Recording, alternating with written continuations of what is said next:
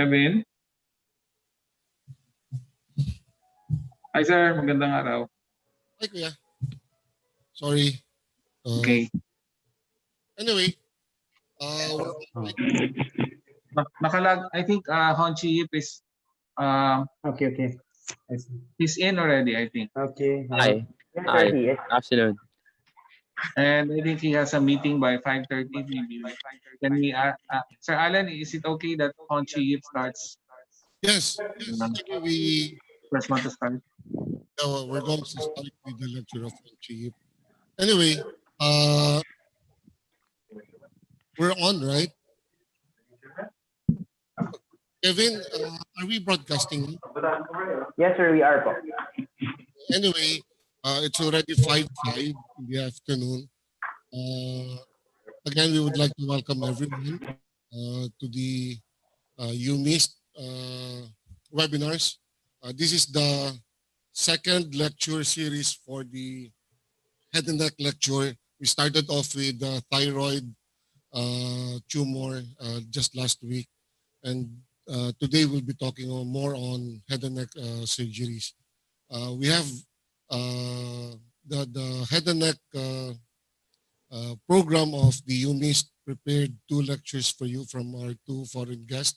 But before we go on to that, we would like to call on Dr. Ray Sarmiento to welcome everyone. Dr. Sarmiento is the chairman of the Rizal Medical Center Surgery Department. Ray?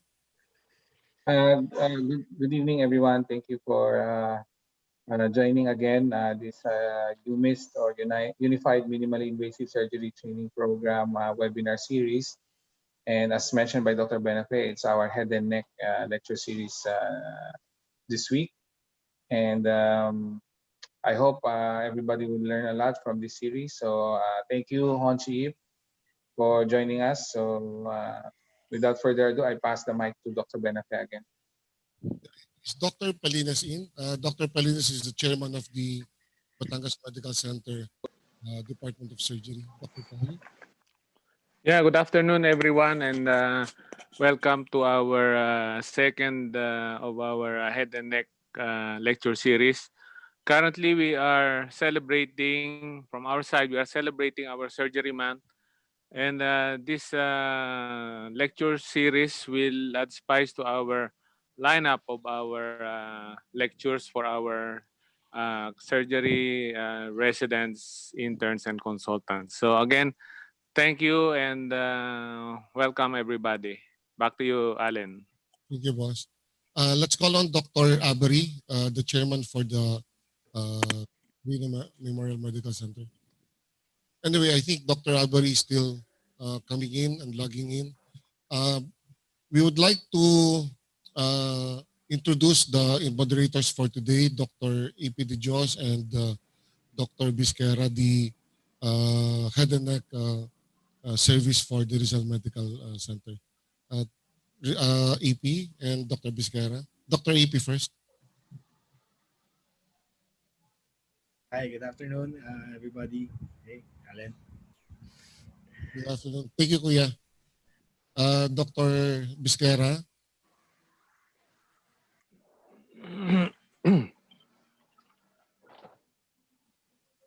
Orly. Is Orly in? I saw Dr. Orly already. Anyway, without much further ado, I would like to pass now the mic to Dr. AP De Dios to start the lecture series for this afternoon. AP? Hey, thank you again, Alan. Okay, good afternoon, everybody. So welcome to the second part of the head and neck series of the UMIST, okay, United MIS Training Program. Okay, so for today we have 2 honorable guests from the region. Okay, now Dr. Palines mentioned that they're celebrating their surgery week. Well, actually September here in the Philippines is also known as a Thyroid Awareness Month. So these series of lectures would be very appropriate. So allow me to introduce our speakers. So our first speaker, okay, can we show the slides, please? Okay. our first speaker who will be lecturing on the surgery for early mucosal lesions of the oropharynx and hypopharynx is Professor Hong Chi Yip. He's an associate consultant at the Division of Upper GI and Metabolic Surgery of the Prince of Wales Hospital and the Chinese University of Hong Kong. Now, he will be followed. Okay, next slide, please. By Dr. Kung Ho, who will be discussing robotic bilateral axillobreast approach thyroidectomy with modified radical neck dissection. Dr. Ho is a chief of the Department of Surgery at Thank You Seoul Clinic in Seoul, Korea. Okay, so Professor Yip, if you are ready, okay, you can start your lecture. Thank you so much for the kind introduction. Can you hear me? Yes, yes. You're very Okay, cool. So I'm going to share my screen first. Okay, can you see my slides now? Yes, it started already. Okay, thank you so much. So I feel very humble because I'm actually an upper GI surgeon, but not a head neck surgeon. So basically my knowledge on head neck is not so good. So, but today it gives me great pleasure, and I must thank Ray and also Alan to invite me to talk about the role of ESD and robotic transoral surgery for early mucosal lesions of the oral and hypopharynx. So uh, to begin with, I think I must highlight that synchronous squamous tumors, be it a dysplastic lesion or squamous cell carcinomas in the esophagus and also the head and neck region, are actually quite commonly found. So you can have a primary esophageal cancer and then a second head and neck primary pathology, or vice versa, a primary head and neck cancer and at the same time with the second esophageal pathology. I think this is quite easy to understand because both tumors actually have very similar pathophysiology and predisposing factors, and they are both related to high tobacco use and ethanol consumptions. So it's therefore quite important that whenever we see one of these tumors, we have to always think about the possibility of a synchronous or a metachronous pathology in the other area. So I'm an esophageal surgeon, so that's why I have the interest regarding the head and neck cancers. So just some basic information on the research about the incidence or prevalence of a second primary lesion. So if you have a patient with known esophageal cancer, and then what are the chances that you get a second primary lesion in the head neck? So this nice systematic review actually pulled all the recent studies that were found, and you can see there's quite a big variation, but the pooled prevalence of a second primary lesion in the head and neck region is actually at the range of about 7%. And in one of the study, it was actually very high at 29.6%. So it's quite an important disease that we should not overlook. And if you look at the stage and the location of second primary head and neck cancer in among those who had known esophageal pathology, you can see majority of them are located in the hypopharynx. The other ones are located in the oropharynx. A much lesser amount of them were located in the oral cavity, the larynx, or the other location. And to supplement is that most of these cancers were detected at a low stage, so quite an early stage, which means that if we are able to do a proper screening for this population, we would likely be dealing with a curable disease that the patient might be able to survive and have a long-term functional and also good outcomes. So at the same time, if you have a patient with head and neck cancer, similarly, there's also a chance that the patient has a second primary lesion in the esophagus. So this is another systematic review trying to pull all the analysis by using glucose iodine chromoendoscopy. And you can see again, the overall incidence of a second primary lesion in the esophagus is quite high also. So in some of the reporter series, it's in the range of even up to 30 to 40%. The overall incidence is at around 20 or around 17% among the Asian countries, slightly lower in the non-Asian countries.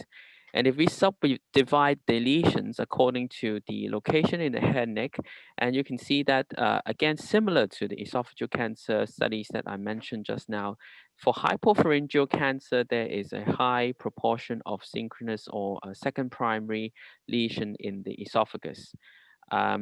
Less in the oropharynx, but still a significant proportion at around 15%. Much less in oral cavity and laryngeal lesions. So the hypopharyngeal and oropharyngeal lesions are those that we have to pay attention and look for a second primary lesion in the esophagus. Of course, as I mentioned, that there is a variation in the prevalence of second primary lesion among the studies that were quoted just now. One of the possibility is whether the patients are being screened routinely, because in the past, not every patient with a head and neck cancer or an esophageal cancer would receive a routine esophageal screening or head and neck screening. This is one of the studies showing that the evidence to support a routine screening for patients with head and neck cancer trying to look for a second primary esophageal cancer. So this is a single center study performed in Taiwan, where they subdivide the patients in the era before they started routine screening and after they started routine screening. As you can see, for lesions that in total about 1,000 cases, 1,500 cases in both groups, and the overall prevalence is slightly lower than the previous reported, but there is a significantly higher proportion of detected second primary when you do routine screening, especially in the patients who had oral cavity cancer. So these patients probably in the past do not have routine screening, so they were not able to identify a second primary. So I think still quite important that we should routinely screen the patients, especially for patients who are having oropharyngeal or hypopharyngeal cancers. So the question is, how do we screen for second primary tumors with the endoscopy? I would not dig in deep into the esophagus, but it's quite routine that we use a combined modality with our endoscopy by white light endoscopy, the use of glucose iodine chromoendoscopy, and nowadays also with narrowband imaging. In the head and neck region, the mode of screening varies quite a bit in different countries or different centers. Some may use a transnasal endoscopy to screen the entire head and neck region. Some would choose to use a transoral endoscopy. And I must emphasize that image enhancement endoscopy techniques are now quite useful, especially in the head and neck region, to find out early lesions that may coexist with the other pathologies. So glucose iodine chromoendoscopy generally is used more in the esophagus, where we spray catheters with 1% glucose iodine, and we look for areas that are unstained. And even if we see areas that has a pink color sign, so after about 2 or 3 minutes, you see areas that remained pink in color without any staining by glucose. This has a very high sensitivity and specificity for a aggressive esophageal lesion. In the head and neck region, it may not be as easy to screen because, when we do endoscopy, if we spray glucose, there's a chance that the patient will aspirate. So the application of glucose iodine in the head and neck might not be as extensive. So for cancer detection in esophageal cancer or head and neck cancer, I think it's quite similar because we're looking at squamous cell carcinomas. And with narrowband imaging, there are two cardinal changes that we can see. First is well-defined brownish discoloration changes. We call it a demarcation line. And secondly, if we use magnification with high definition endoscopy, we can actually see abnormal vascular pattern. And in the esophagus or in the head and neck region, we call these IPCL, intrapapillary capillary loops. So they may look dilated, tortuous, with a non-uniform appearance, and also sometimes with even very extremely dilated vessels. So this was a study back in 2010 where a group of Japanese endoscopists trying to look at the use of MBI in terms of the accuracy or the detection rate as compared with conventional white light endoscopy. So they randomized patients with a history or concomitant esophageal SCC to use of MBI versus white light endoscopy, or the vice versa, white light endoscopy followed by NBI as a tandem group. So overall, they are recruited more than 300 patients. And then, as you can see in this results, that when you use white light endoscopy, the overall detection rate is much lower than when you are using NBI, both in head and neck cancer and also in esophageal cancer. And you can see that the difference is even more remarkable in the head and neck region, where NBI has a much higher detection rate in terms of detecting a second lesion, high-grade neoplasia, or micro invasive cancers.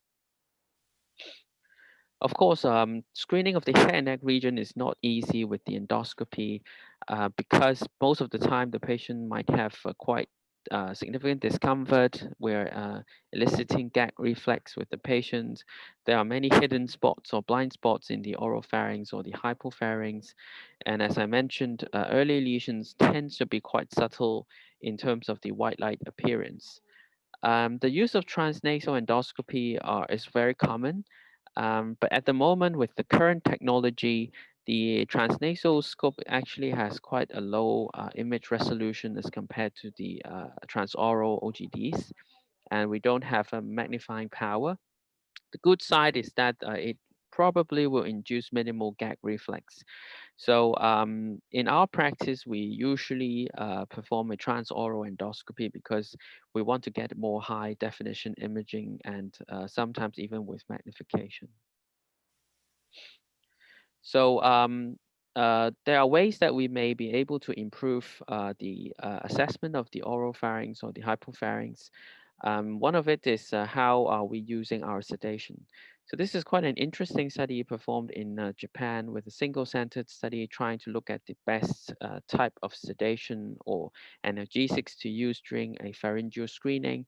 And what they found is that with the use of pethidine, as compared with no sedation or midazolam, actually the total score when they are assessing the pharyngeal region has the highest score, and significantly better than both the midazolam group and no sedation group.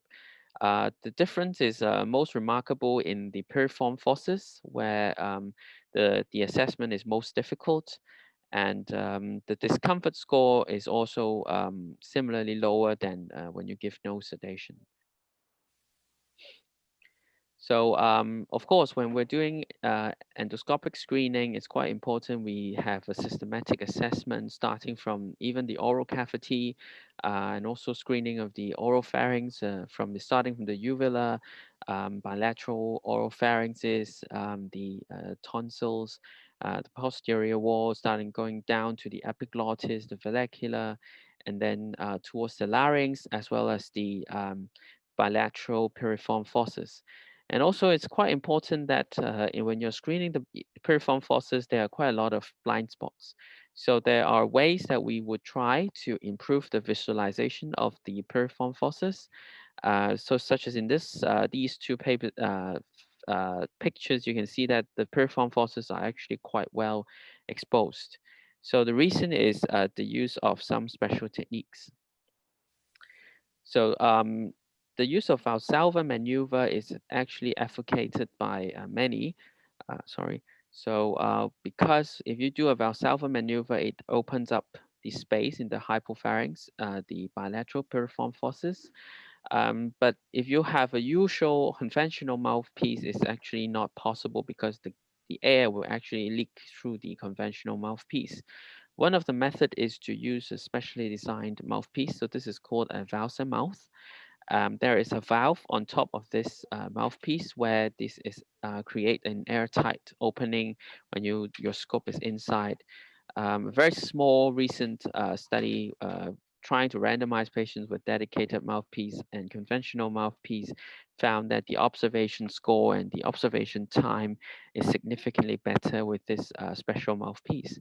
Of course, there's still a concern of cost because this mouthpiece is a single-use item, so which means it will significantly increase the cost of your procedure. Another option to do it is to examine it without the mouthpiece.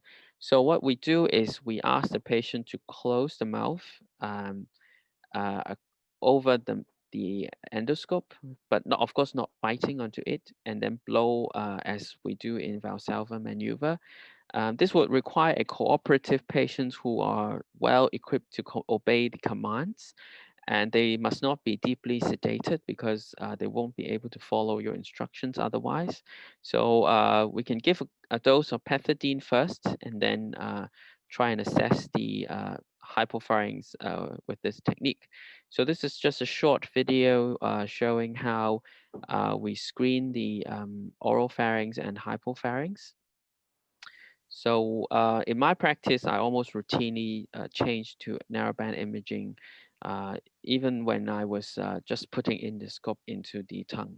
So this patient had a prior radiation thing to the nasal pharynx. So that's why you can see some post-radiation changes over the upper part of the oral pharynx posterior wall. Some post-RT vessels that you can see here. So as we screen downwards, remember the landmarks that we have to go through and we have to assess. Simple suction would, with the scope, actually helps a lot to clear up the mucus or the saliva so that we can have a better assessment. And now we're going down to the hypopharyngeal region.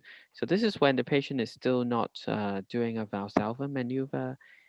And then I asked the patient to try and do the Valsalva maneuver, and you can see how the larynx is actually being elevated.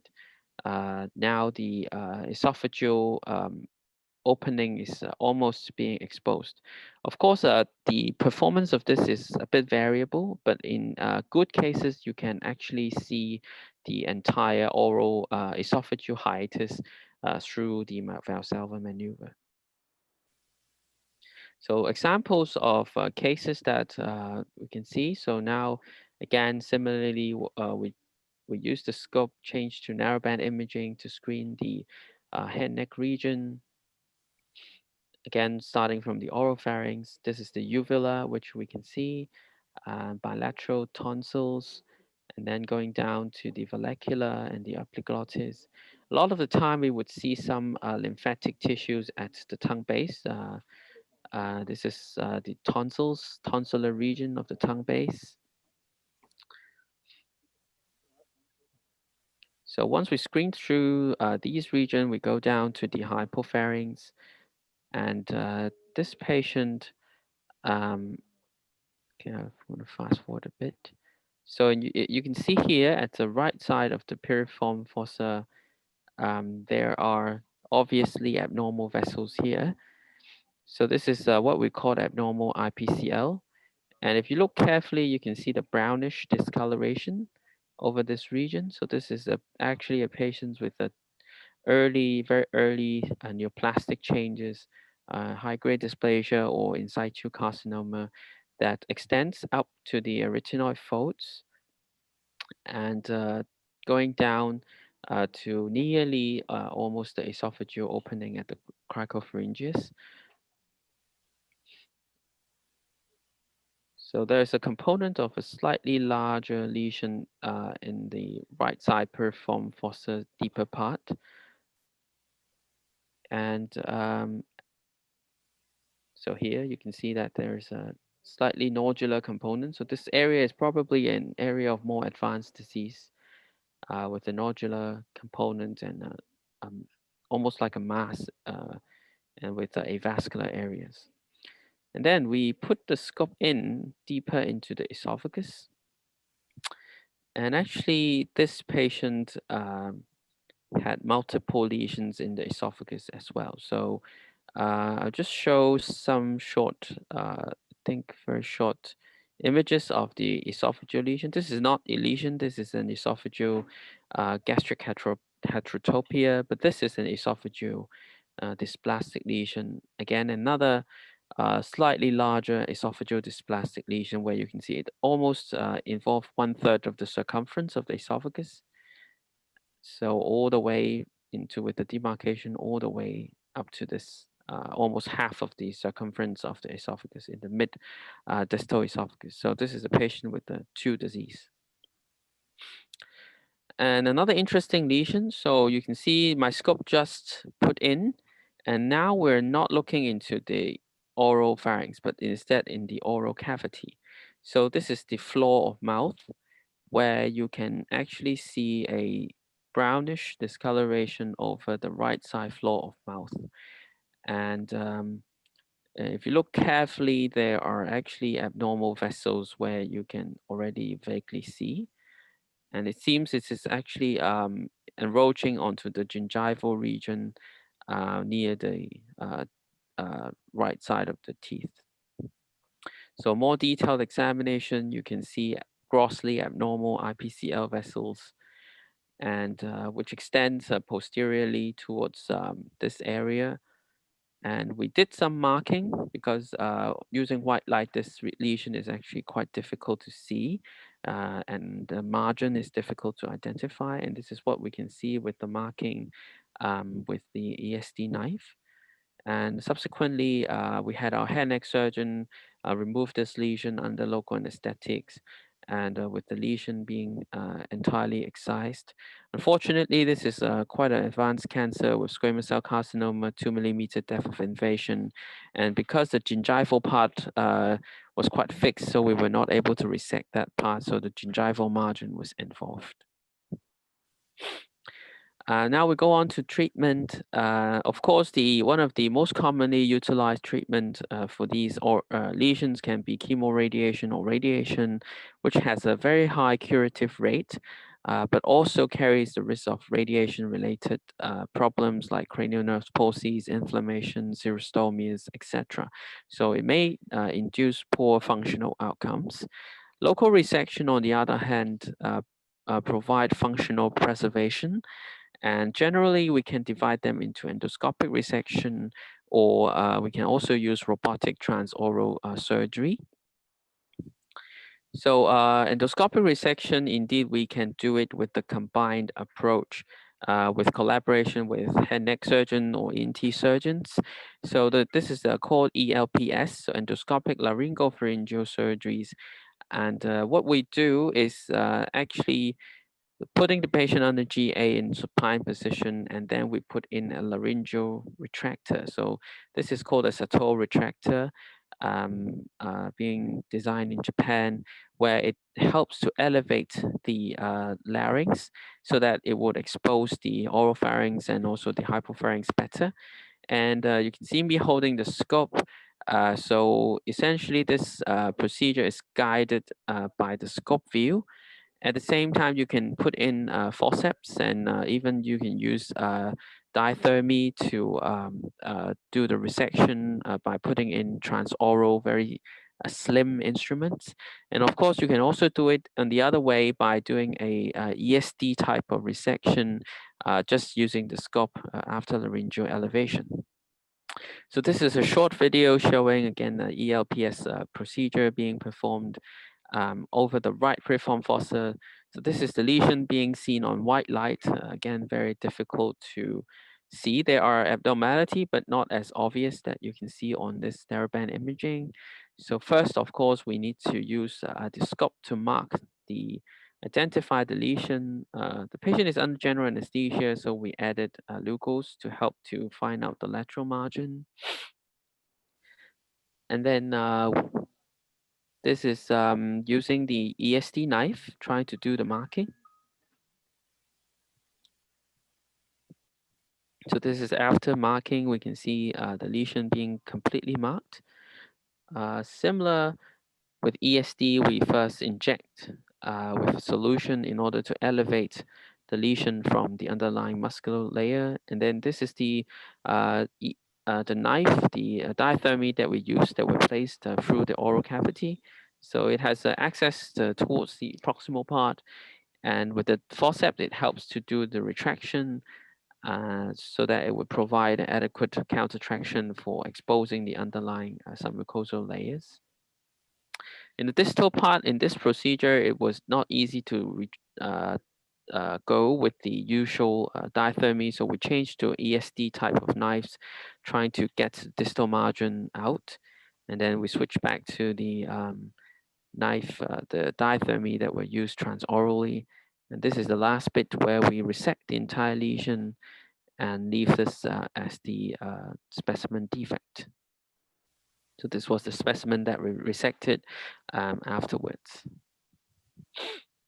So this technique has been reported in Japan in 2016, where about 75 patients underwent this ELPS procedure.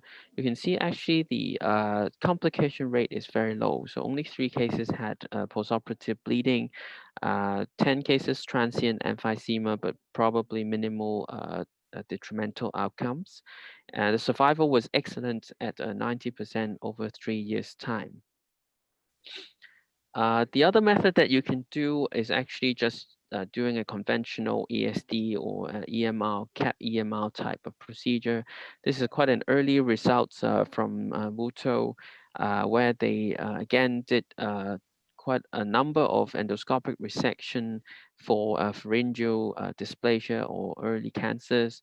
And you can see that the overall survival and cause-specific survival remains very high. So the cost-specific survival was not higher than 90 at even up to around more than 5 to 6 years. So the outcome of this procedure is quite remarkable. So of course, the other way we can do it is with the use of robotic surgery. So I myself do not perform head and neck robotic surgery, although I do robotic esophagectomy. So this is some slides that were provided by our head and neck surgeons, Professor Jason Chan, where they actually routinely do robotic transoral surgery in the oropharynx. So it was first documented in 2005, just a simple procedure with the marsupialization of the follicular cyst, and subsequently was promoted to be used in oropharyngeal resections and was approved for T1 or T2 cancers by FDA in 2019. And you can see different settings of procedures. Of course, you will need to open up the mouth so that you can get a good exposure of the oral pharynx, and then put in the docking and also put in the robotic instruments for this resection. So the advantage of a robotic procedure obviously is the use of 3D high definition imaging. You have the endowrist instruments for maneuverability, tremor filtration, and motion scaling. And it is not constrained by the line of sight issues. Of course, cost is always a problem because the robot is expensive, and you need to share your robot with multiple specialties. Training of the robotic use and also lack of haptic feedback is also one of the major drawbacks of the current settings of our robots. And I must emphasize that TORs in the hypopharyngeal lesions are notoriously difficult because it's not easy to expose down to that deep area through the oropharynx into the hypopharynx. So just an example of the transoral TORS procedure for a tongue-based lesion. So so this was an older version of Da Vinci. So you can see how the high definition scopes actually allow quite nice exposure. Of course, with the endoscope, it also provides excellent view as well.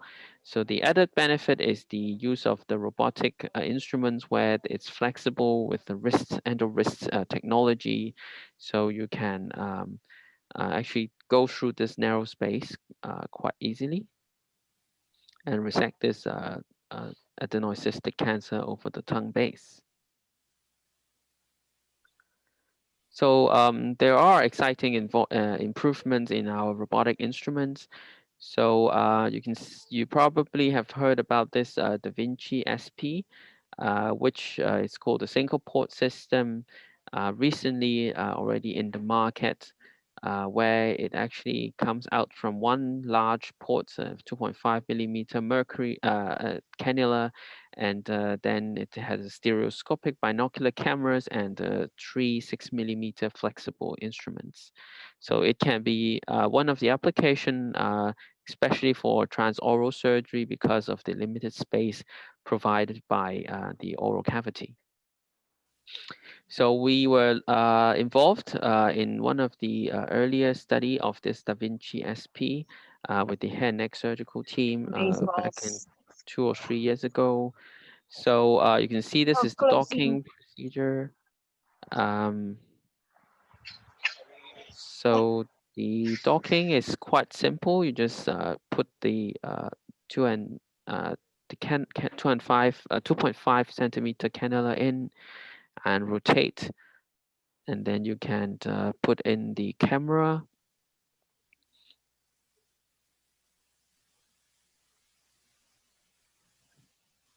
and together with the associated surgical instruments.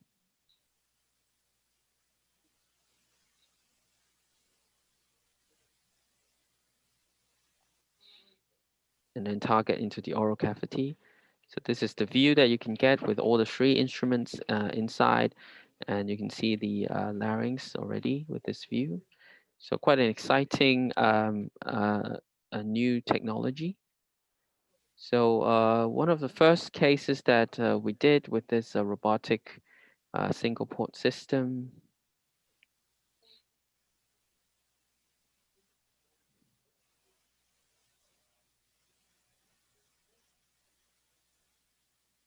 So it's not a complicated case. So we just try to test drive the new robotic system to make sure the safety and the feasibility of this procedure. And you can see how the scope can get into it, the deeper part of the hypopharynx, and how we can see all three robotic instruments being exposed, and with the robotic wrists helping into the procedure.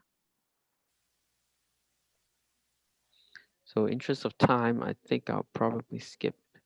So there are many instruments that are available for the this SP systems.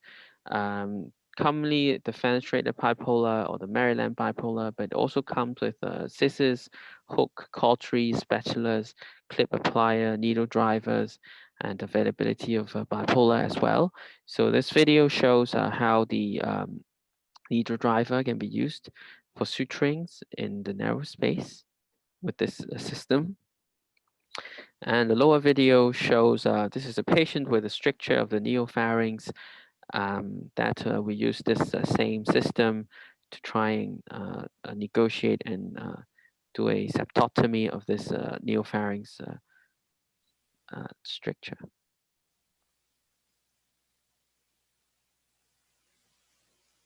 So we were using a hook instrument. So, and then just go through the stricture and then do the stricturoplasty, dilate this neopharyngeal strictures.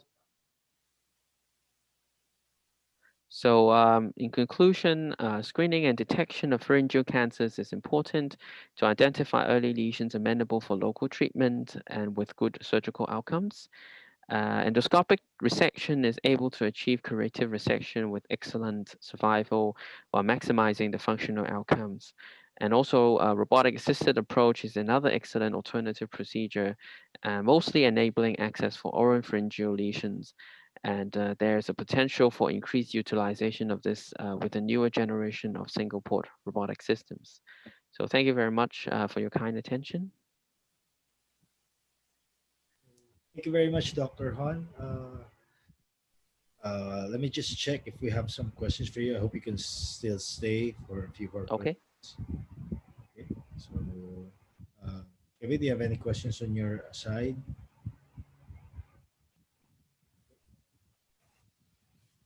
Okay. Uh, Dr. Bisquera, anything to comment on the talk of Dr. Han? Yes, I'd like to thank Professor Hong Chi Yip for that very comprehensive lecture. And in the Philippines, uh, this is still something that we look forward to doing it and offering it to our patients here. Maybe because of the lack of, in majority of the hospitals here, lack of the robotic system, as well as this high-tech endoscopic machine.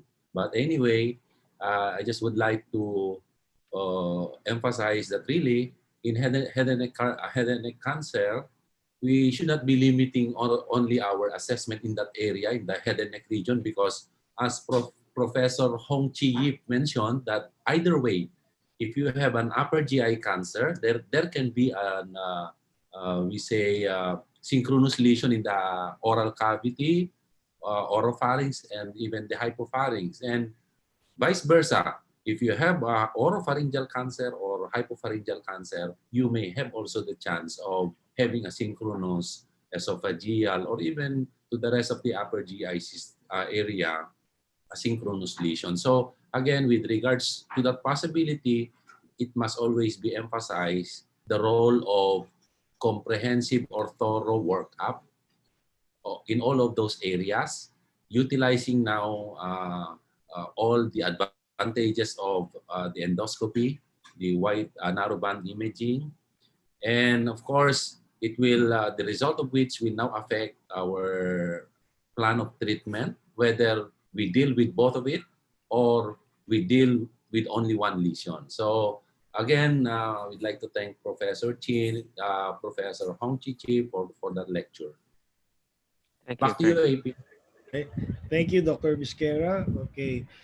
So our guest has a very tight schedule. So again, like to thank Professor Hon. Thank you. Thank you. Any words for Professor Hon before we let him go?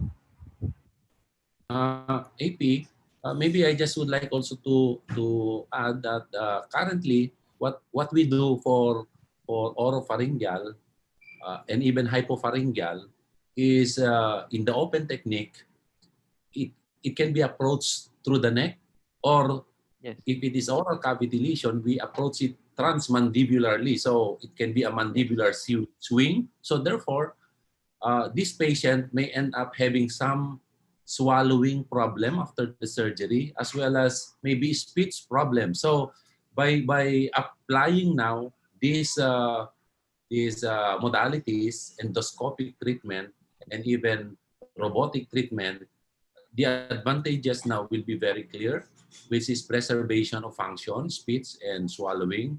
And of course, the cosmetic outcome will be much better than having it in the open technique. So, of course, we just have to be very cautious in terms of its indication. And as Professor Hong Chi Yip mentioned, that in one study, I think it was done in, as he mentioned, Japan or Taiwan, wherein they can apply it into a T1 and T2 lesion. So that means to say, even tumors that are 2 cm up to 4 cm, oral cavity, oropharynx, hypopharynx, we can apply these modalities of treatment for the benefit of having a better cosmetic outcome as well as preservation of function.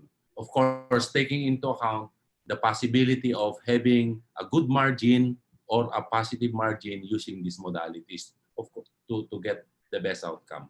So again, thank you, Professor Hong Chi, for that.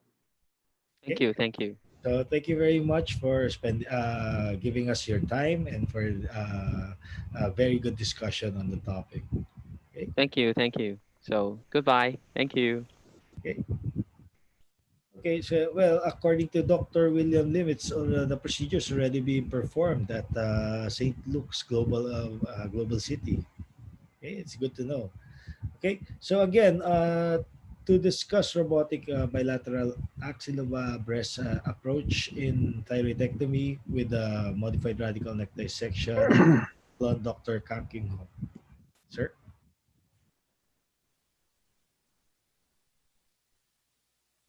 Dr. Ho, the floor is yours.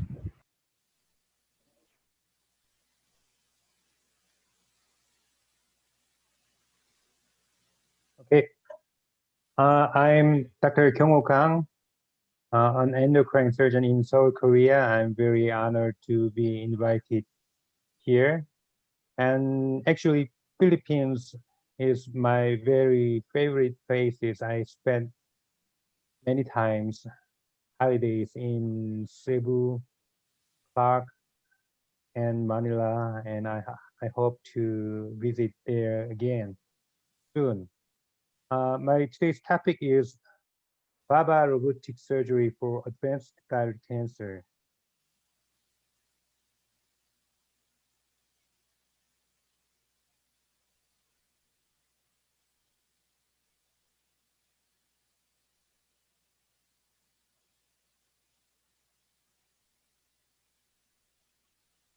Can you see my slide?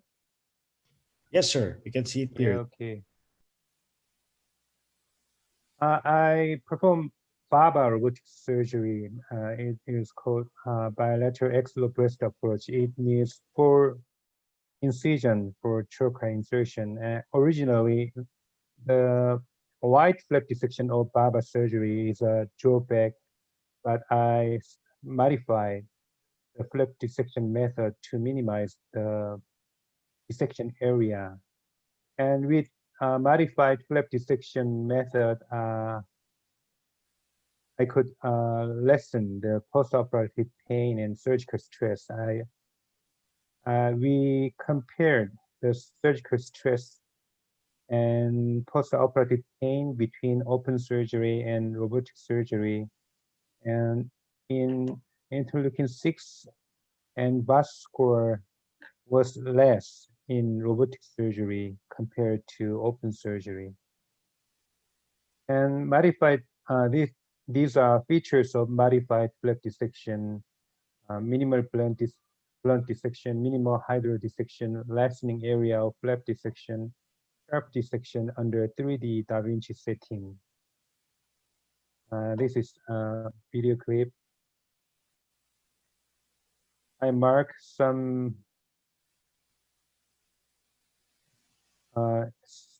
midline and clavicle, and we inject some saline in the track area and lower neck of the neck.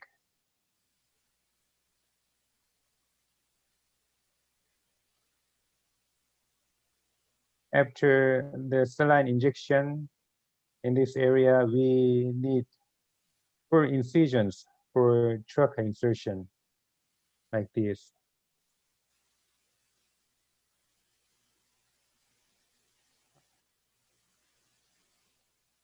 And with mosquito, we make some narrow tunnel to the neck from right circumareolar incision and insert a trocar for camera, robotic camera. And likewise, I make some narrow track from circumareolar incision to the neck with mosquito and insert the trocar.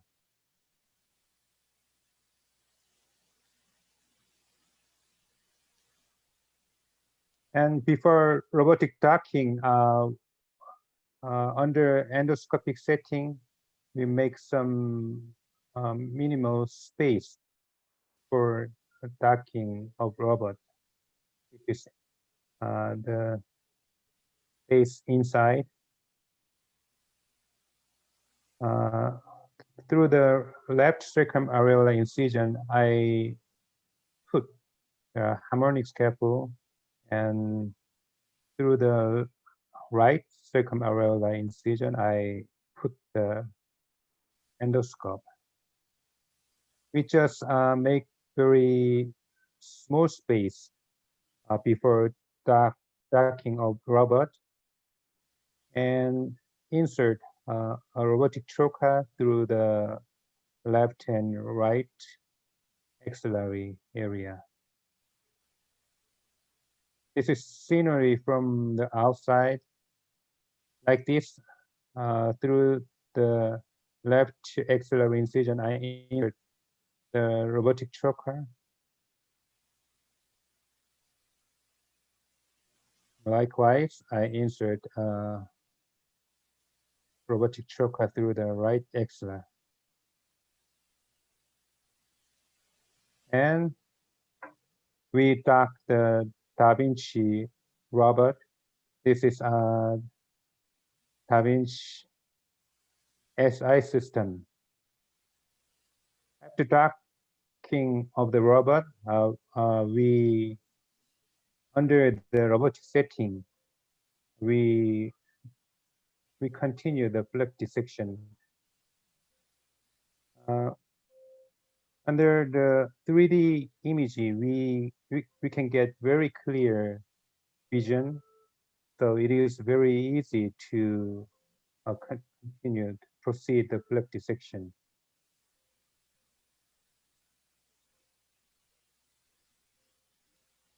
We cannot miss the exact plane under the robotic vision. This is an anterior jugular vein, and this is midline of the neck. After flap dissection, we divide the midline of stremus as in open surgery.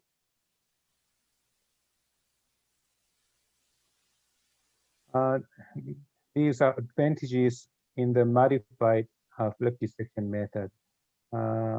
Lead to risk of bleeding.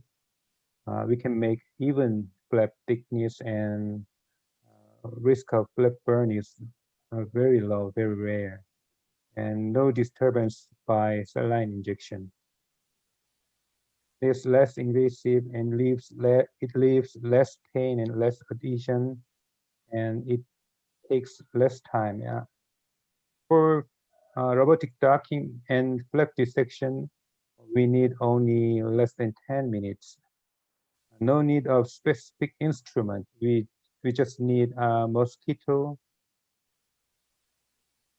to make a track, and it is easy and safe.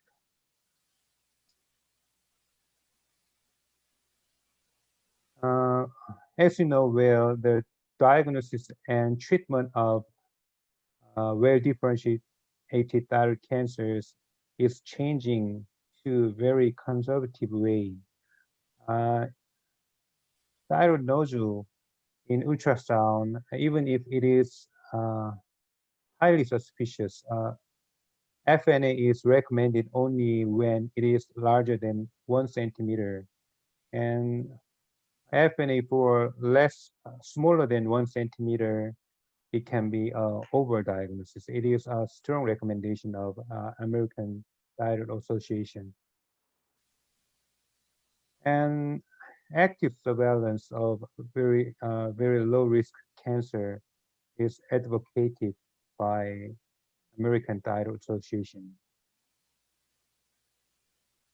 Guidelines of Korea Thyroid Association is similar to that of ATA. And in Korea, many studies on active surveillance of papillary microcarcinoma is ongoing. And this is a website of Memorial Sloan Kettering Cancer Center. It says papillary thyroid cancer, active surveillance may be the best choice. This is ATA statement on remote access thyroid surgery, including robotic thyroid surgery. It is released in 2016. It describes remote access surgery is for a small group of patients who fits strict selection criteria, and it requires an additional level of expertise. But in this era of active surveillance, to any surgical approach which cannot deal with advanced thyroid cancers have any role? I think it has very limited role. I have been performing robotic Baba thyroid surgery for not only early thyroid cancers, for, but also for advanced thyroid cancers. I compared the results of robotic thyroid surgery in advanced thyroid group and in early thyroid cancer group. The operation time was similar, and in both groups, the complication rates, including transient hypoparathyroidism and transient vocal cord palsy, is very low. We define advanced thyroid cancers as cancer larger than 2 centimeter and cancer with suspicious capsular invasion and cancers with suspicious lymph node metastasis. Retrieved central lymph nodes, the number of them are similar in both groups, and metastatic those were more in advanced cancer group, and stimulate TG and proportion of stimulation TG less than 1 nanogram was similar in both groups. We concluded that we can apply robotic surgery for advanced thyroid cancers. This is cancer, T4 cancer, which invaded, minimally invaded the recurrent laryngeal nerve. This is trachea, and this is right thyroid cancer, and this is right recurrent laryngeal nerve. We shaved, we performed shaving process for this cancer. So I think I tell my patients that if I can save recurrent laryngeal nerve in open surgery, I can save it in robotic surgery too. And to decrease the risk of injury of recurrent laryngeal nerve, we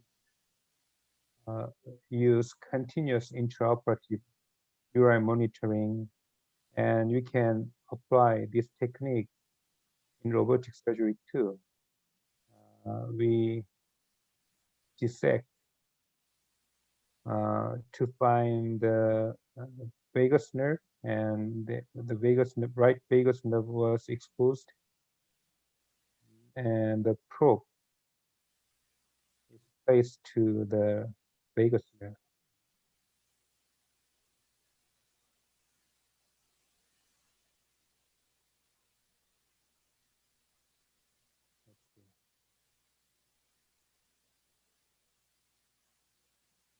For the sake of time, I will skip this video. We can save the external branch of superior laryngeal nerve in robotic surgery.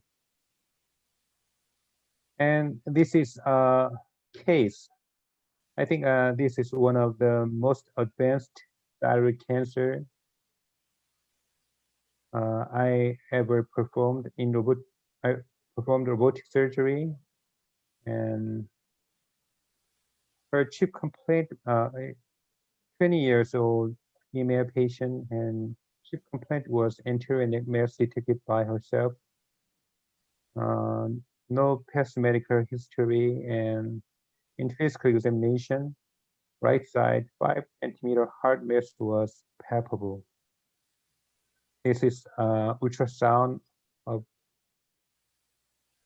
her, very large mass, and lobulating pattern, growth pattern was identified. And this is common carotid artery, in case the common carotid artery, and this is internal jugular vein. And in the lumen of internal jugular vein, we could find the tumor emboli. This is the tumor invading the internal jugular vein. here, the internal jugular vein. This is tumor invading.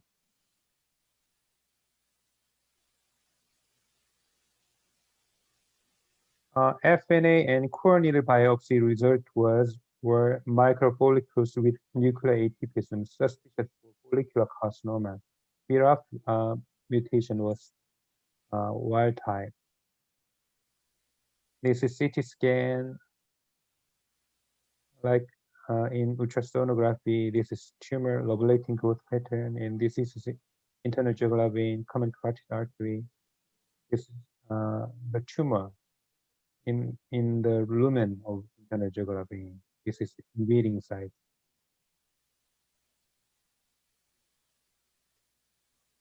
Okay.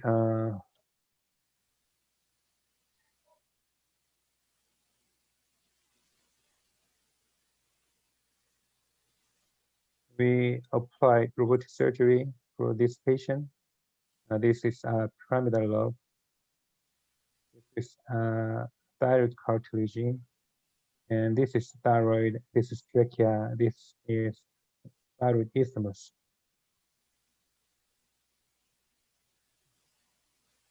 We cut the isthmus in the early stage of operation to mobilize the thyroid gland easily. This is inferior pole of right thyroid gland, and I was trying to find a right recurrent laryngeal nerve, and I found right recurrent laryngeal nerve here. I confirmed with urine monitoring, and I found the tumor invaded the stem muscle, so I decided to remove it in envelope pattern with invaded stem muscle.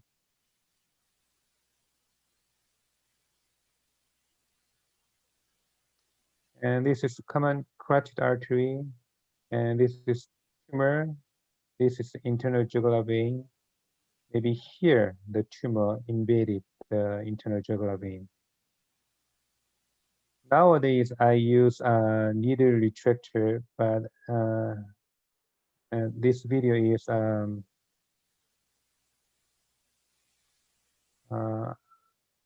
this video is 5 years ago.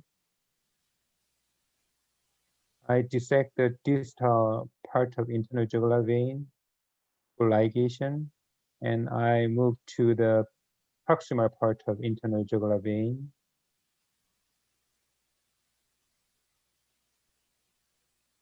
This is a proximal part of internal jugular vein, and this is tumor. I used suture ligation for retraction of stem muscle. And using Hemlock, I ligated the proximal part of internal jugular vein first.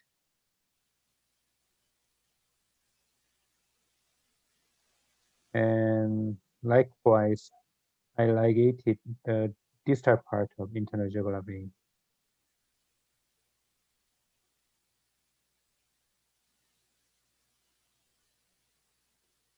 I continued the dissection.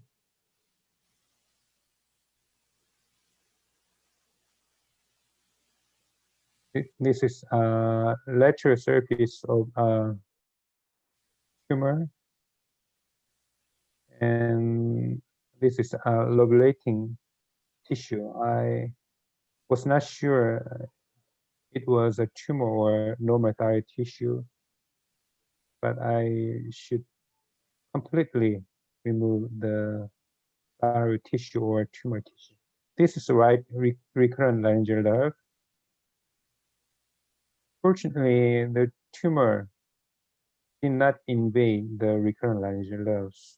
This is recurrent laryngeal nerve, and I could safely preserve the recurrent laryngeal nerve. This is a superior parathyroid gland, and fortunately, I could preserve the superior parathyroid gland. I removed it with plastic bag.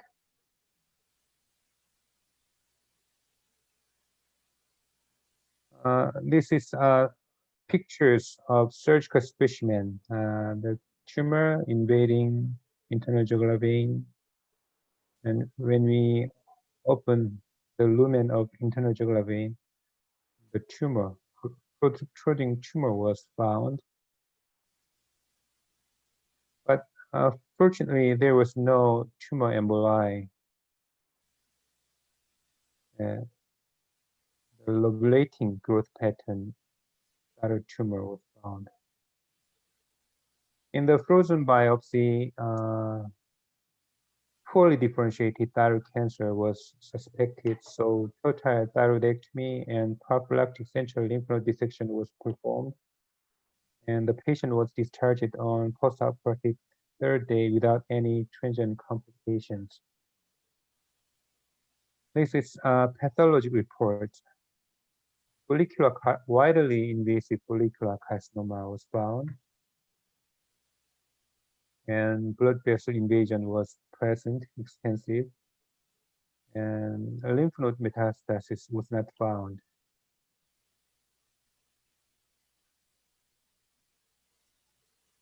And cervical lymph node metastasis in PTC is very common, and it is associated with increased risk of recurrence.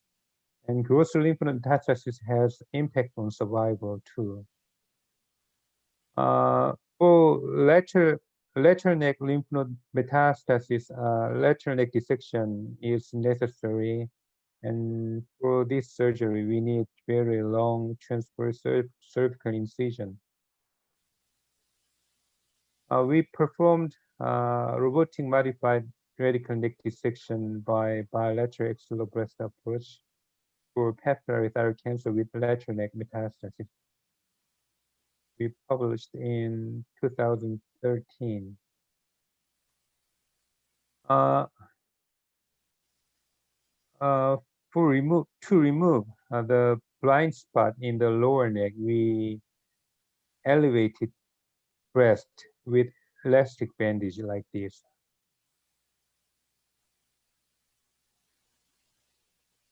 And we reported the first case of robotic bilateral MLMD through BABA surgery. This is CT scan of the case. There are extensive lymph node metastases in the bilateral neck. We recently published the comparison of robotic assisted MRND with a conventional open procedure after propensity score matching. In this study, with propensity score matching, there was no difference in mean age, sex, BMI, tumor size, and extrathyroid syndrome. This is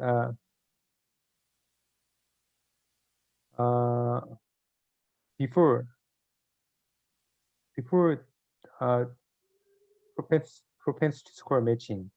After propensity score matching, there was no difference in demographic features. In this study, there was similar post-operative complication. Maybe it is very low. And operation time was longer in robotic surgery, but hospital stay, retrieved lymph node, metastatic lymph node were similar, and stimulated tissue level and proportion of stimulated tissue less than 1 nanogram were similar between the two groups.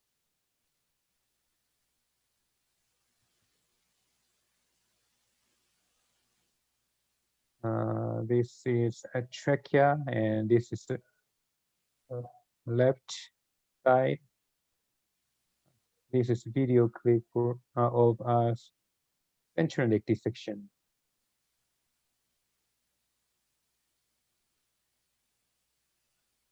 This is left recurrent laryngeal nerve. And this is thymus. Left, the thymus in thigh 2 is advantageous for preservation of inferior parathyroid gland. And this is right neck, and this is trachea again. And this is common carotid artery, and this is right recurrent laryngeal nerve. As you know well, in the right side, there are lymph nodes behind the recurrent laryngeal nerve. We call it paraesophageal lymph node group. In this area, paraesophageal lymph nodes can be removed with robotic system safely. This is a recurrent laryngeal nerve here, and behind the recurrent laryngeal nerve, there are lymph node group. We completed central lymph node dissection. And for lateral neck dissection, we divide medial border of sternocleidomastoid mastoid muscle, and here the spinal accessory nerve, we can feel the contraction of trapezius muscle. And this is anterior part of carotid sheath. This is internal jugular vein.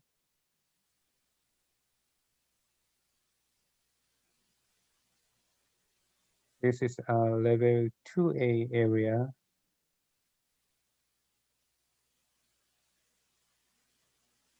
And this is spinal accessory nerve. And this is C3 sensory nerve. And we move to level 3 area. This is sensory cervical plexus. And at that time, I used suture for retraction of SCM muscle. But nowadays, I use needle wire retractor. This is left level 4 area. And this level, this is brachial plexus. And this lymph node group is level 5B. And this internal jugular vein. And here, you can see the thoracic duct. This is the main branch of thoracic duct. To avoid the chyle leakage, we should not ligate or touch this thoracic duct.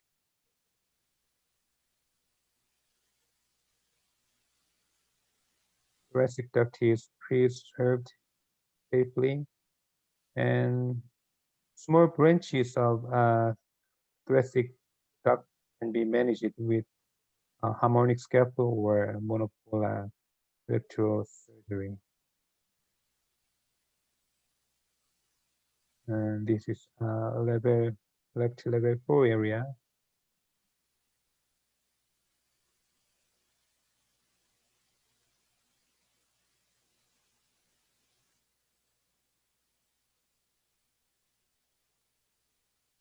This is a branch of transverse cervical artery. Yeah, brachial plexus here. And this is splenic nerve.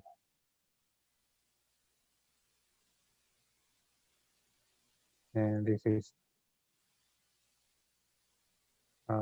spinal exercise now.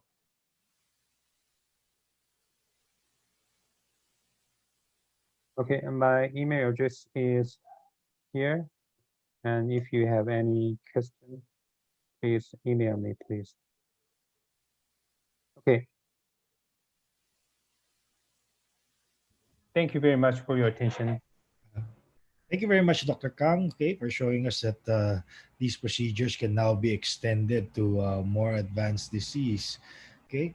Um, let's just check if we have any questions in the chat box or Q&A. But before that, maybe Dr. Bisquera can give us insights. Could this procedure be performed on the types of patients that we have here in our country?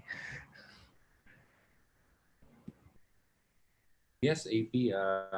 It can be done in selected group of patients, especially if we catch the thyroid cancers early enough that can be managed through endoscopic approach, as well as the nodes that can be that can have metastasis also. No, but of course, again, we emphasize really that utilizing all these technologies, of course, will have to be based first upon the knowledge of the disease itself, as well as the surgical management through the conventional way, the open technique.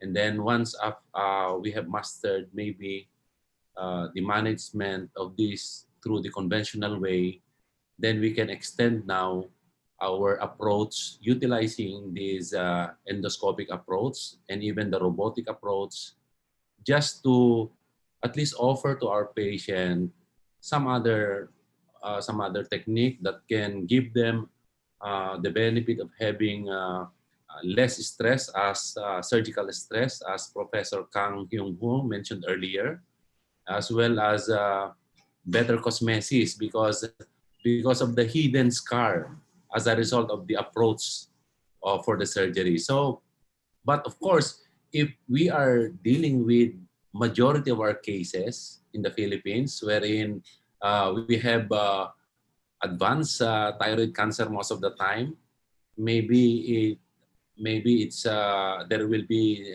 some form of difficulty, of course, in applying these endoscopic means. And again, also we have to remember that we also have to be knowledgeable enough with regards to the management of complication, no? Because complication does occur even in the open technique as well as in the endoscopic technique. We should be able to handle them intraoperatively, either utilizing again these technologies or converting it through the open technique.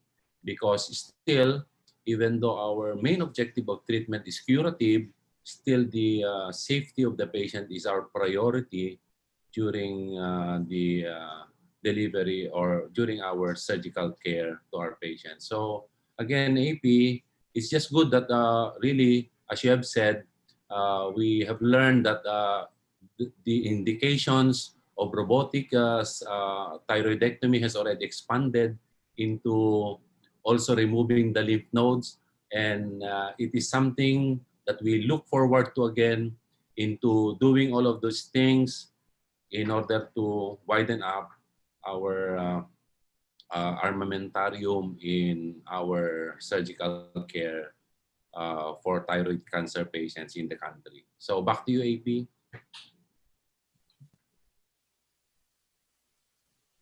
Thank you, Back to you. Bisquera.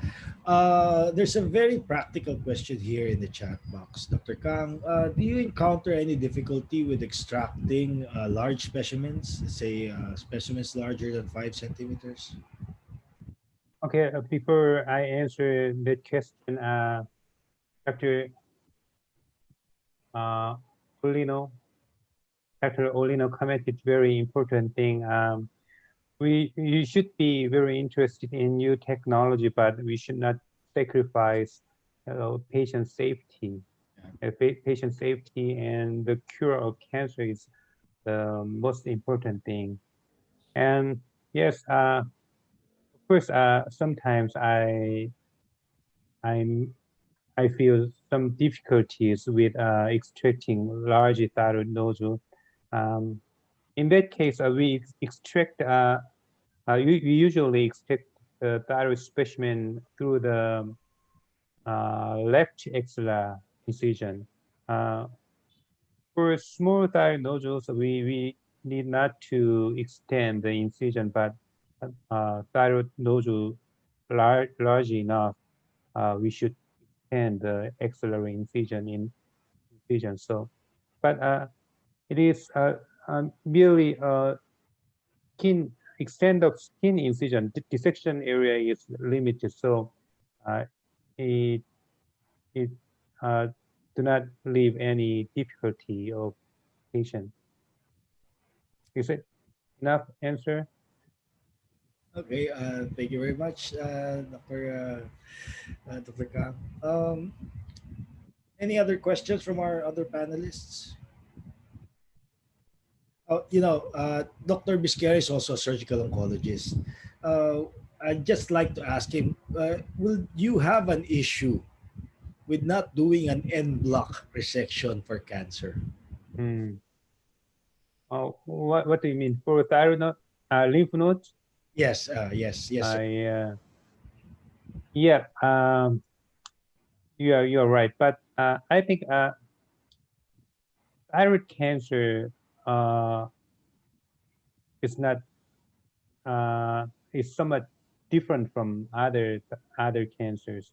So, but uh, thyroid cancer, we should treat cancer, but thyroid is endocrine organ, and um, we should preserve the parathyroid gland in thyroid operation. I think uh,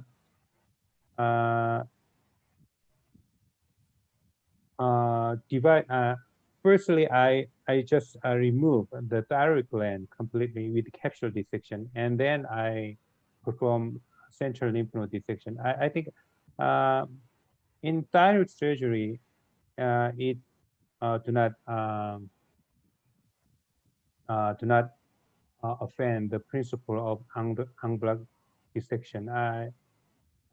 The it and it to helps preserve the parathyroid gland. So I always uh, do thyroid gland dissection and central lymph node dissection in the second stage. Okay, thank you, Dr. Kang. Dr. Bisquera, you have any comment on that? Yes, and most of the time that is the problem with having a central compartment neck dissection during thyroidectomy because it's just in between the group of nodes and the thyroid gland will be your parathyroid gland and your recurrent laryngeal nerve. So that for safety reason, yes, it can be removed separately because if we do an en bloc, we might also be including the parathyroid gland as well as the recurrent laryngeal node. So yes, most of the time after removal of the thyroid gland and then you go for the central compartment neck dissection, which is now bounded above from the hyoid bone, and then down below to the innominate vein, and then bilaterally at the common carotid sheath. So those are the boundaries that needs to be cleaned out for central compartment neck dissection, leaving behind intact now your parathyroid gland as well as your recurrent laryngeal nerve to minimize the complication. But for all the rest of the group of nodes in the neck, in the lateral and the posterior group of nodes, levels 1, 2, 3, 4, and 5, uh, it can be removed and blocked because we don't have to worry with the parathyroid gland because they are in the central area of the neck. So that to minimize now spillage of tumors area of the neck, especially if the patient has a multiple lymphadenopathies or lymph node metastasis in the lateral and posterior side of the posterior part of the neck. Therefore, it is ideal to remove them and block for oncologic reason, no? Not to spill tumor behind at the area of the neck to reduce the recurrence rate. Back to you, AP. Okay, thank you, Dr. Mosquera. Well, that's an advantage also of having radioactive iodine as part of the treatment for thyroid cancer because it can take care of all those things. Okay. Do you have any other questions from our panelists? Yes, we don't have any other questions in the chat box or Q&A. Same in our YouTube channel. Okay. So, Dr. Bisquera, anything you want to ask anything to Dr. Kang? Yeah, maybe I just want to be clarified with the earlier question, AP, regarding the what side of trocar does he extract the specimen? Is Left, yeah, left extra. it's the question was actually if Dr. Kang has any difficulty in extracting specimens larger than 5 centimeters. Yeah, what trocar is he going to extract the specimen? Is it on the breast, on the nipple area, areolar area, or in the Left. axillary area? Yeah. Left axillary area. And the axilla, Orly. Yeah, axilla. Okay, good. Okay. Because sometimes if it is in the axilla, we might end up with a longer incision, and it becomes visible. But of course, it's just a matter of maybe hiding it again inside within the axillary area, and maybe AP in the long term, what is the most common complaint of patient having that approach, utilizing now the breast and the axilla? What are the most common complaint, and how do they manage it in Korea? I beg your pardon? I cannot understand. Dr. Bisquera is asking what would be the most common complaints that you encounter complain and how do you manage it? I think it's similar to open surgery. No very specific complaints because if I think it is very similar with open surgery. No additional complaint with robotic surgery. Okay, thank you, Dr. Bisquera. Does that satisfy your question? Okay, so have you had any patients complaining of anterior chest wall tightness after surgery or even after weeks after the surgery? Patients would come back with patients of tightness in the area. Unlike in open surgery where they would have feeling of tightness just at the neck area. In BABA, regardless of if it's robotic or endoscopic BABA, patient would have some form of feeling of tightness. Professor Kang, in your patients? Yeah, I understand. In earlier stage, we need very large flap dissection, including anterior chest area. And after surgery, some patients complain of the discomfort in the burning sense in the chest area. But as I mentioned in my presentation, I minimize the flap dissection. I do not perform flap dissection in the anterior chest. I just make a small track from areola and into the neck. No additional flip dissection. It's just the flip dissection area is similar to the open surgery. I mean, after modification of flip dissection method, there is no chest chest chest Tightness. discomfort. Yeah. Thank you. AP, I have one more question, AP.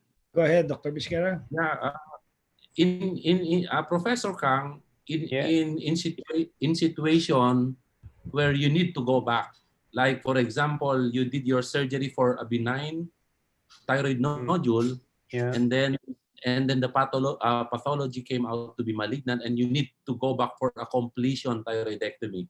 What approach now will be using?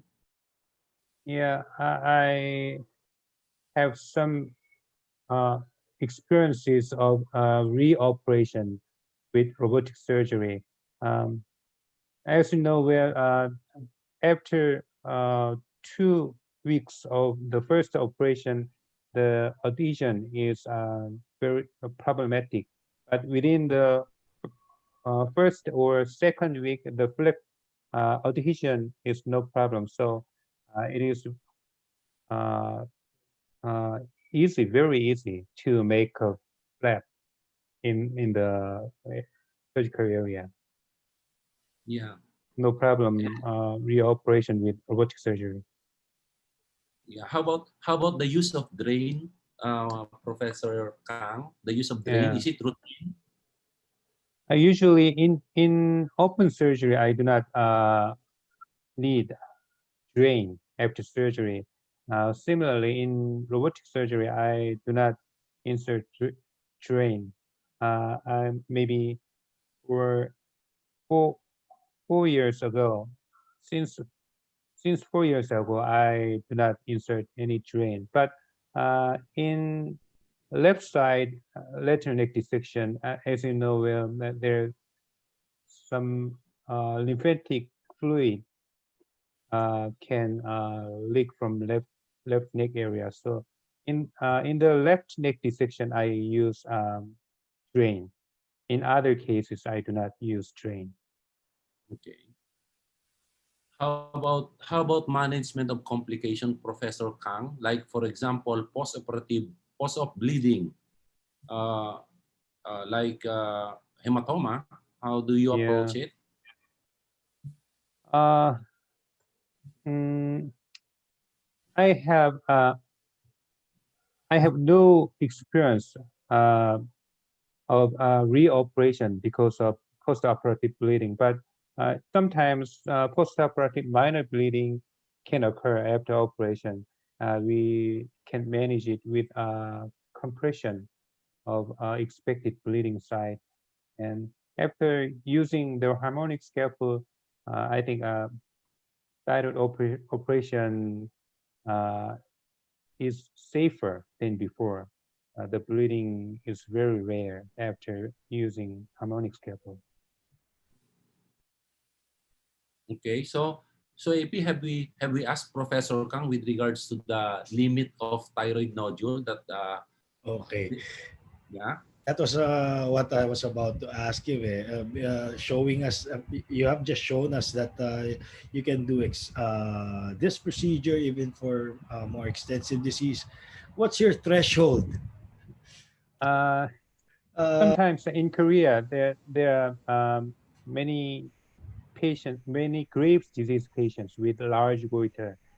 Um, as you know, uh, in Graves' disease, the blood vessel is very engorged, and operation is very more difficult than conventional surgery. So um, my threshold is 150 milliliter of thyroid volume in Graves' disease, and uh, benign thyroid goiter um, larger than 5 or 6 centimeter. I prefer open surgery, and in thyroid cancer, um, trachea invasion is suspected. I recommend patients open surgery. Okay, so that was very clear. Is that okay, Dr. Bisquera? Yes, AP. Maybe we'll just ask Professor Kang his advice, AP, about some of us who are aspiring into going to robotics thyroid, because some of us already have been doing endoscopic thyroidectomy. Yeah. But for those who are aspiring to perform robotic surgery, what's your advice, Professor Kang? Do they have to go through first with the traditional endoscopic approach before going into robotic, or go straight to robotic is okay? Yeah. I think robotic surgery is much easier than endoscopic surgery. If the surgeon has enough endoscopic surgery, robotic surgery is much easier. But some young doctor, uh, uh, young doctor can be exposed to robotic surgery first. I think it is no problem. It is much easier. Okay. Okay. We seem to be out of questions anymore. So if there are no other questions, allow me to thank Dr. Kang Kyun Ho again You're welcome. spending your precious time with us and teaching us that these procedures could already be extended. The indications could already be extended. Thank you very much. You're welcome. Thank you. Okay, now to all our participants, we have a part three. So next week, okay, the topic would be on thyroidectomy, how I do it from BABA endoscopic to robotic, axillary approach, and TOETVA on benign to malignant thyroid diseases. Okay, so let us have hear some words from the chair of our programs in the UMIST. Let's start with my chair, my boss, Dr. Ray Sarmiento.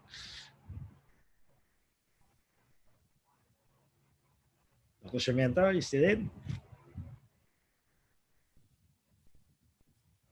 We could probably come back to him later.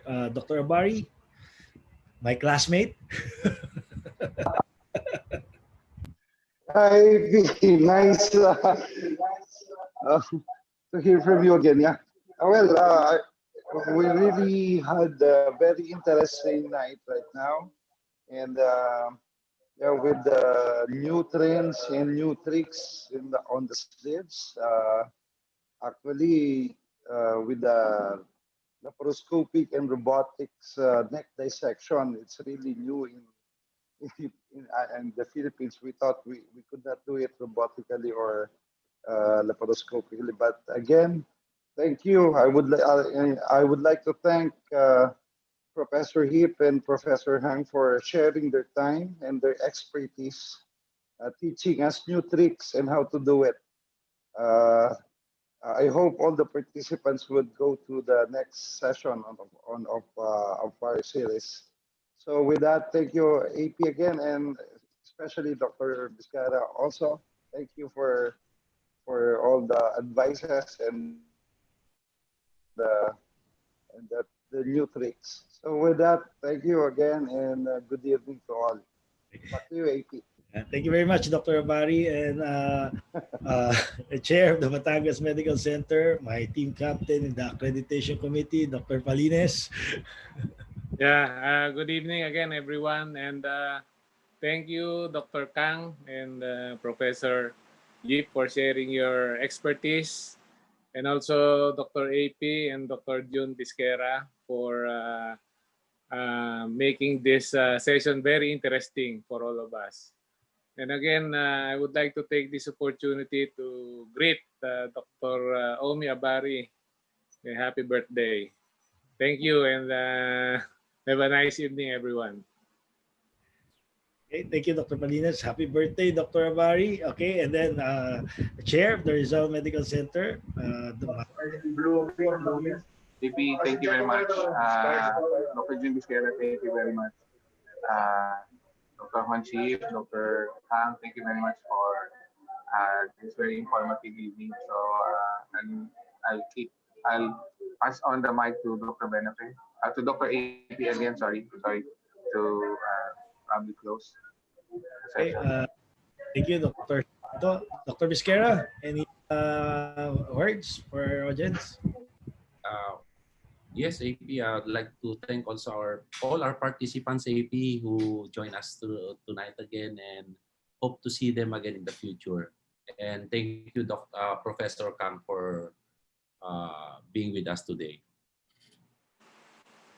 Okay, thank you, Dr. Vizquera. Again, I'd like to thank you, Dr. Kang Kin Ho, for spending time with us. I'd like to thank all the participants. Okay, so good evening, everybody. I'll turn you now over to Dr. Benefe. Thank you. Bye.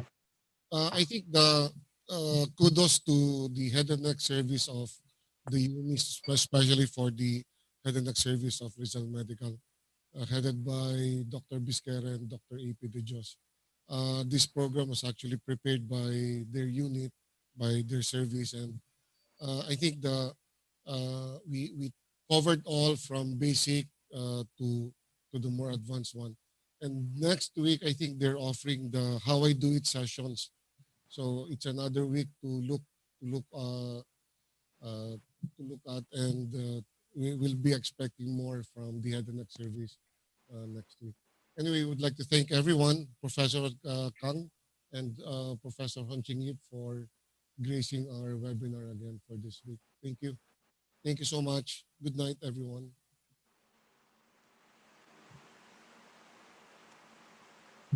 Okay, good night. Good night. Good night. Okay, good night, everybody. Thank you. Dr. Abadi, happy birthday. Thank you, Ray. Good night. Thank you.